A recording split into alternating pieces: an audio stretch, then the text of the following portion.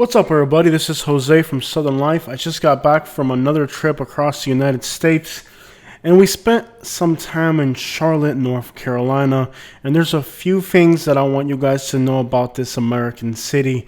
The first thing you should know is that there are apartments being built in the city like nowhere else in America. The amount of new construction going into Charlotte is actually possibly more than what's going into Austin, Northport, Florida, and Greenville, South Carolina.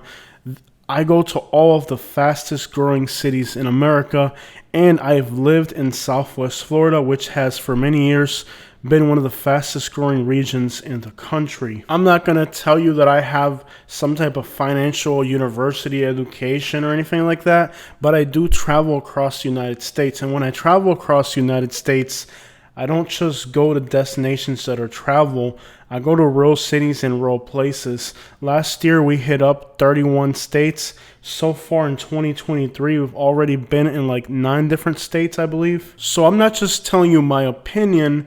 You're talking to somebody who travels all over the United States, and I have no particular anything against Charlotte, North Carolina.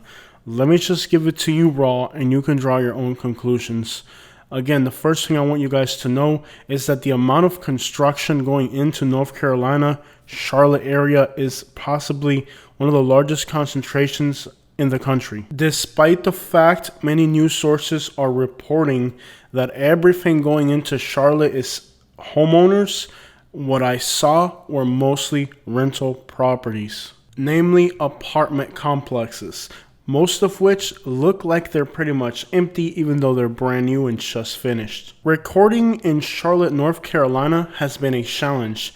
On both trips we've done to this city, we've had people chase us down in vehicles and on foot and try to take away our cameras and stop us from recording. Keep in mind, we've been all over America, and in no other city have we had this happen except for Charlotte. And we go to places like St. Louis, Detroit, Miami, Los Angeles, San Francisco, Las Vegas, Houston, Dallas, Louisville, Chicago, Detroit. None of these places have we run into the problem where people see our camera and then they try to take it away. And on both circumstances that we've been in Charlotte, this has happened to us. So there's definitely some shady crap going on in this city. Not even to mention the amount of people that you see walking around Charlotte completely ski masked up where you can't see their faces. So I'm not going to draw any conclusions on what they're doing or what they're concerned about, but you should just know it's a super sketchy city despite the fact it's being marketed as a place you should move to. So who is trying to market Charlotte, North Carolina as a place you should move to? Well, in 2023, Forbes magazine says that Charlotte is the #1 place in the United States that you need to move to. Now, I've been all over the United States, and I can tell you that Charlotte, with its crime, has not registered a single positive note with me and my wife as we travel across the United States. Places like Miami, San Diego, even Austin, Texas, seem to have things that are attractive. Even Houston, which is also having a huge crime problem, still has things that would attract you to the city. When it comes to Charlotte, North Carolina, I don't see anything that would strike a chord with me and say, this is the next up-and-coming thing. But isn't Forbes like one of the most respected magazines? So I did some research on who owns Forbes. 95% of the company is currently owned by a Chinese media company. Now, I'm not sure what your opinion about China is at the moment, but a lot of people in the United States would agree that the situation between China and the United States right now is not a friendly one. And I want to see everybody who watches my channel win. I don't care what background you're from. I don't care what age group you're from or what your views are, whether you're a liberal or a Republican. I want to see you as a person win and be successful. And I can make my videos about going to the beach and still make a living, but I go to these dangerous places so I can make videos that are helpful to people. I just want to see you win, and I want the information that I give you through my videos to help you accomplish your goals. That being said, it's questionable that a Chinese media company would have the best interest of the American people. After all, over 100,000 Americans died last year from something that's being produced in China and imported to our country illegally to harm the people. I don't know what interest Forbes could have in saying that Charlotte is a place you need to move to, but just from driving around the city and seeing the massive amount of new apartments that are empty in the city, I would assume that there's a lot of real estate that they built, perhaps they overbuilt, and now they have to fill it in. Talking about crime, you can see here at our hotel, which was brand spanking new, the police department had to set up cameras because people are breaking into cars.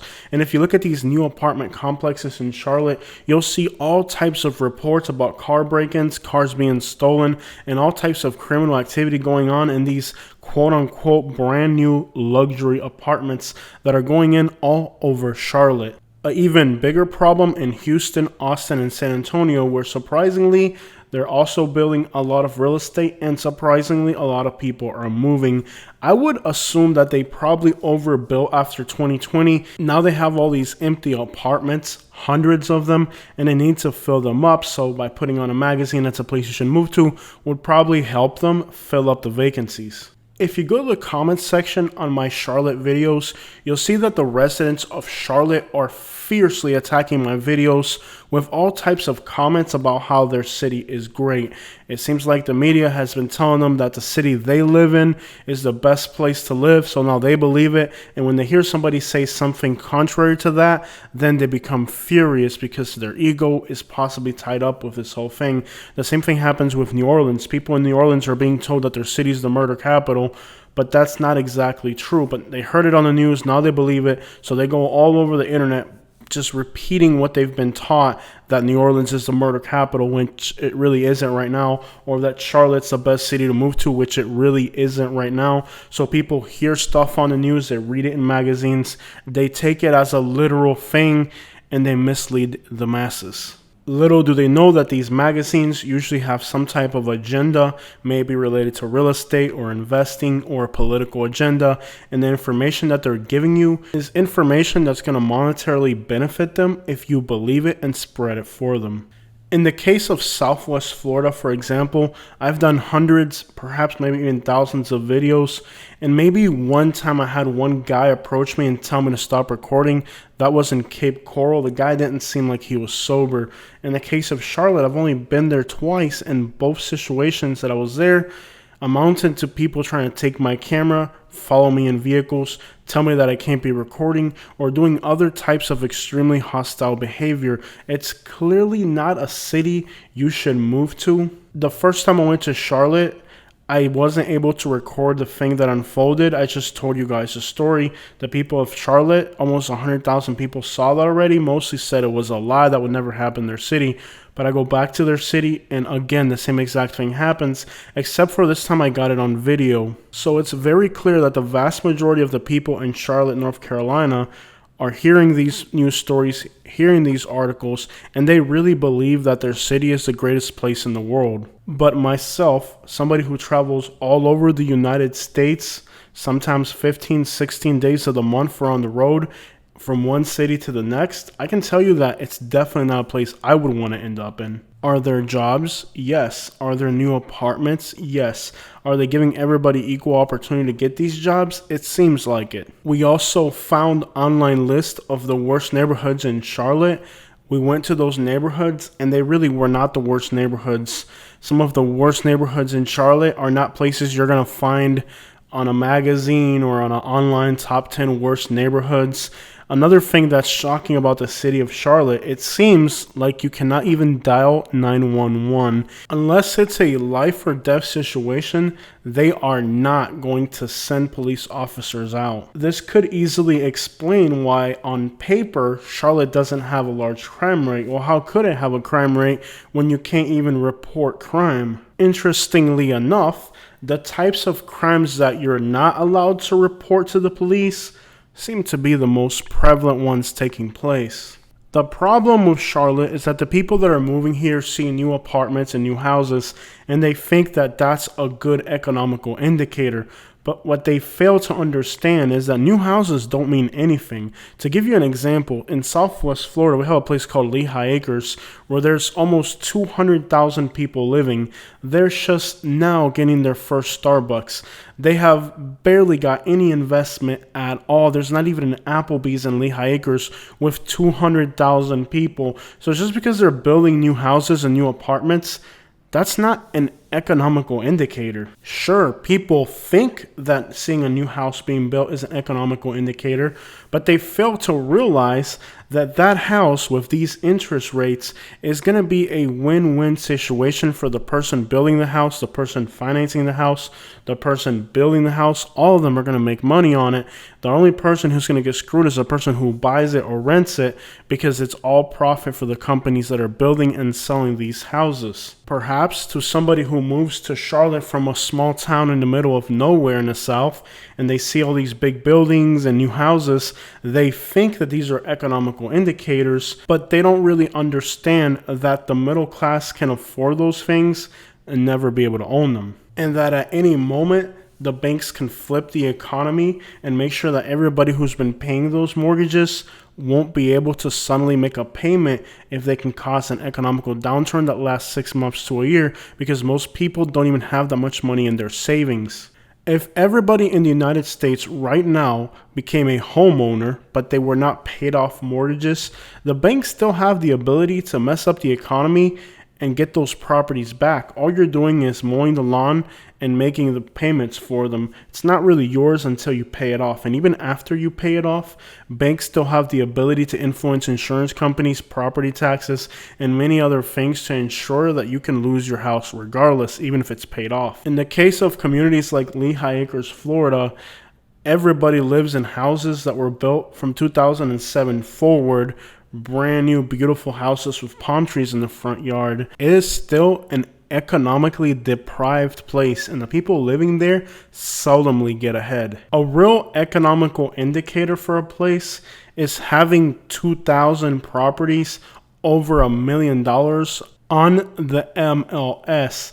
There's less than 400 houses in Charlotte over $1 million right now. Look at this. This person is literally having to be walked to their car with armed security in their business parking lot because the adjacent neighborhood has so much homelessness and crime that they have to walk their employees to their car with armed security. Naples, Florida has over 1,700 houses over $1 million on their MLS, and I've never had to see anybody get walked by an armed security guard to their vehicle. I live in a neighborhood right now where the average single family home is starting at over $750,000. That's the average home.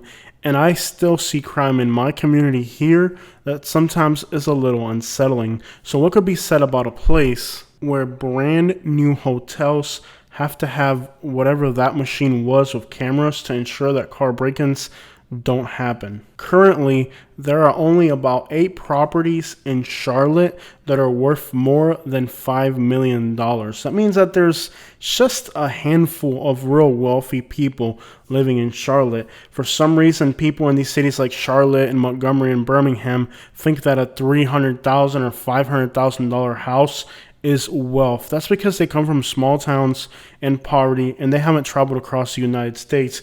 You can live in $1 million house in San Francisco and just be an average working class person, not wealthy. Wealth is a different category.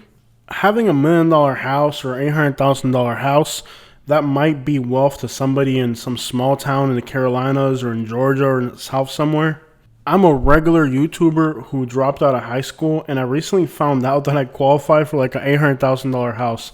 Never in the world would I get a mortgage that big, but I'm just letting you know it's not really like an $800,000 house is wealth. It's hilarious to watch these comments from people in the South specifically saying things like, well, there's $500,000 houses going up across town. I'm like, you can't even buy a piece of land for $500,000 in Miami or San Diego or Naples or Sarasota. It's just ridiculous how little the mindset of these people are. And if you're moving from one place to the other, you need to understand that Yeah, middle class America, you get a $500,000 house, and somebody that lives in like Atlanta or Charlotte, they might think because they live in a $600,000 house that they're almost millionaires. But $1 million today is not $1 million when we were growing up. Like any moron like me that didn't even finish high school can end up in $1 million house and still not really be wealthy. Those $750,000 houses across the street from where I live right now, those aren't wealthy people. They're not rich. They're upper middle class. So perhaps from the perspective of somebody from a small town in the South who moved to Charlotte, they see a skyscraper and a new apartment complex and they think they're in some great metropolis. But in reality, the middle class is a trap. A trap that is affordable to anybody willing to enslave themselves to this country's economical development. It's accessible and you can be that guinea pig. And then we have this beautiful thing now called inflation. You might think you're wealthy or you're rich now because of where you are economically, but 5 or 6 years down the line, the net worth that you have today will be completely insignificant. There was a time where if you had $5,000 in savings, you were good to go. Now if you have $40,000, $50,000 in savings, you could still be homeless a year from now. And there's probably going to be a time in the future where having a few $100,000 isn't going to be anything. This economical system is designed to always keep you far behind, and that's done to ensure that you're always working for them, that you're always producing. Because the moment you have a house that's paid off, the moment that you don't have any debt and you have savings and you have income that's not dependent on working for them, you're free. They can't use you. They can't exploit you. I'm tired of wasting saliva trying to prove to you guys what I have to say. I'm going to just start telling you guys things how they are, and if it upsets people, well, then that's their problem. When I moved to Charlotte, North Carolina, I really don't like this city at all. Yes, there's a lot of new apartments. Yes, there's a lot of big, beautiful skyscrapers. I don't see happy people. I don't see people that are prospering. I see people that are angry in traffic, road raging, rude, disrespectful, people that'll chase you down and attack you if they see you recording something. I've met happy people in California. I've met happy people in Arkansas and Texas. I've met happy people in New York City. I didn't really meet anybody in Charlotte that in any way had any type of positive vibe. Everybody that I met here seemed to just be in this rat race, pretending like their life is happy because they have a new vehicle and a nice new apartment, but deep inside empty as crap. The happiest people that I've met throughout America have been in beach towns. So that's just my personal opinion, and I've seen it be true from South Carolina to Florida to Alabama to California to Texas as well. Something about beaches just mellows people the crap out. These Charlottes, these Atlantas just don't seem to have that. Nashville, Tennessee, that's a much better story, and that video is coming up next to our channel. I would definitely recommend Nashville. Videos are coming to our channel about all these cities we travel, so make sure you subscribe and leave me your opinions about the places we're talking about. So in my personal opinion, I would say Charlotte is probably a city you want to pass up on. And I think that the reason they're promoting it as a place that people need to move to is because they have a crap load of apartments that they need to fill. And these magazine top 10 lists are really commercials in disguise. They're not really authentic lists. Places you could really consider moving to right now in the United States. I feel that the northern suburbs of Indianapolis were really nice. Carmel, Fisher, that seemed pretty good if you don't mind frigid weather. I didn't really like the city of Cincinnati. It was my first time seeing it, and their crime rates are ridiculous. However, both on the Kentucky side and on the Ohio side, some of the suburbs seem to have some really genuine, nice, friendly people. I would almost rather deal with frigid weather than frigid people. Not too far away, Greenville, South Carolina, not my favorite city by personal opinion, but I've never had any trouble recording there. Huntsville, Alabama, I don't like that city at all. I got a video coming about them very soon, but I'm not going to say I've ever felt in danger there. All these cities in the Mid-South are competing to get you, the person moving. I think you should travel to all these cities before you make a decision. Grab $10,000 and say, I'm going to go to Nashville, Huntsville, Greenville, Charlotte, Raleigh. Just see these cities. And when you see them, you'll know which one of those cities will work out best for you, because it's going to be much more expensive to relocate from the city you move to that you're not going to like than it is to travel a little bit and see some of these cities. Like, go to 6 of these cities. Go to Raleigh. Go to, like, they're not too far away from each other. You could probably knock it out with $2,000. I mean, $10,000 is a ridiculous number. You can grab $2,000, $3,000 and say, and that includes your hotel, that includes your dinner, that includes Starbucks in the morning. Hit up 6 of these cities and just see them for yourself and compare them. And you'll know which city's right for you, even if you only spend one day in each city. And don't go to museums and zoos. Go and just drive around the city and hang out in the park and see what the people that live there are actually doing. Get on the expressway at 4:30 and feel what it's like to commute in that city. That will be a whole lot cheaper than moving to a city that you will definitely not like. The notion of moving to a city that you've never seen before is absolutely absurd. I did it when I moved to Montgomery, Alabama, and I really regret that decision. I want you to know, grab a budget, take 2 weeks out of your life, and $3,000, go out there and see 7 or 8 cities and see which one you like from your own personal experiences, because what you're reading on the internet, whether on my channel or on Forbes, is nothing more than somebody's personal opinion. At least the only thing paying me is the algorithm of YouTube, not some type of investor that wants you to move into a city because they have 50,000 apartments they need to fill. In my case, I would much rather spend time in places like San Diego and Panama City Beach and New York City, but those places don't move the algorithm. The places that move the algorithms just happen to be the places you guys are interested in moving to. So I get to go to these places not because I want to, because you guys want me to go there. So it works for your benefit to just get out there and see these cities for yourself before you move to them. You may find out it's not as sweet as you thought it was. And finally, at least bare minimum, rent first for 6 or 7 months before you buy. If you live in a city for 6 or 7 months and you like it, then you can go ahead and buy a home. But don't just move to a city you've never been to and buy a house in a neighborhood you've never seen.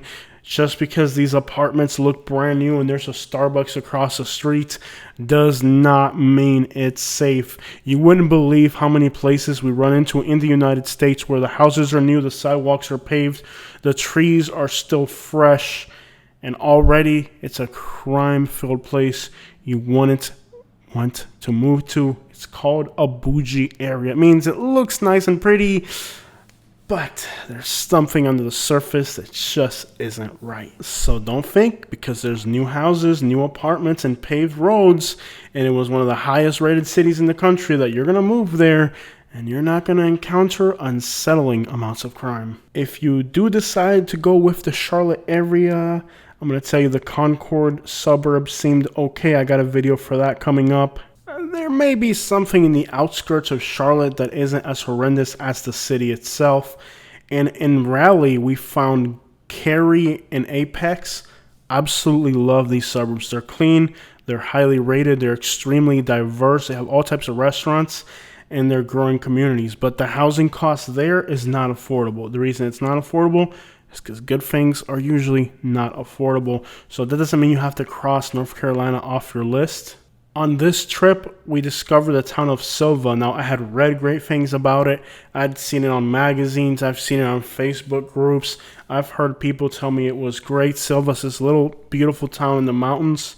I went there and saw it in person, and I was like, yeah, off the list.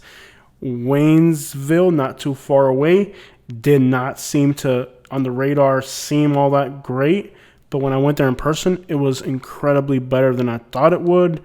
So you got to get out there and travel. You can't just move somewhere because you read it on a magazine blindly. And I know a lot of us just don't give a crap because we're so desperate. I know how you feel. If you're thinking about just moving somewhere you've never been to, I know how you feel. Mental health 101. Your situation is so desperate. Things that you've been trying so hard with no success. You are just so fed up that anything is better than what you're going through right now. Unfortunately, the place you're moving to could actually be a whole lot worse than where you are right now. Just things are not easy right now anywhere. If you at least have friends or 2 or 3 people you love where you are now, put more value on that.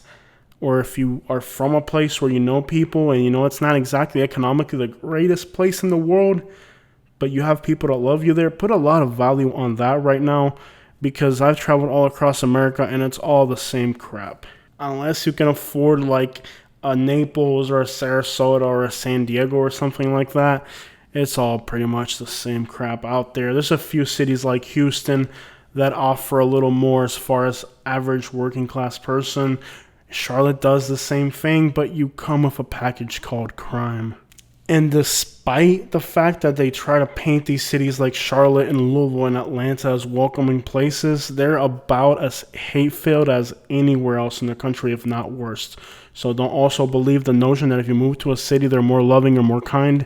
No, not exactly. If you're in the situation where you know a year or 2 from now, you're gonna feel desperate to want to leave where you are right now, invest in your education, invest in starting your credit, because you're going to need it to get ahead in life and eventually get yourself into a place where you'll be a little better off. Because like I said, even in these Sarasotas, Naples, and San Diegos, the places of dreams, we have problems here too. Not saying that you shouldn't move, just saying that there's a whole bunch of steps you need to do before you hop into a city because it was highly rated on magazines.